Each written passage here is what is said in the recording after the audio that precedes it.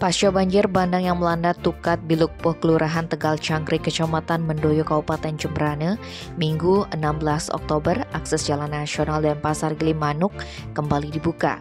Namun kendaraan yang dapat melintas jembatan hanya roda 2 dan roda 4 secara selektif. Hal tersebut diungkapkan Kasat Lantas Polres Jembrane AKP Aan Saputra saat dikonfirmasi Selasa 18 Oktober. Pihaknya juga menjelaskan kendati kondisi jembatan yang masih dilakukan pengujian kelayakan oleh Balai Besar Pelaksana Jalan Nasional, kendaraan truk logistik dialihkan sementara menuju jalur Bali Utara atau Singaraja. Namun kendaraan roda 2 dan 4 melintas dengan sistem buka tutup.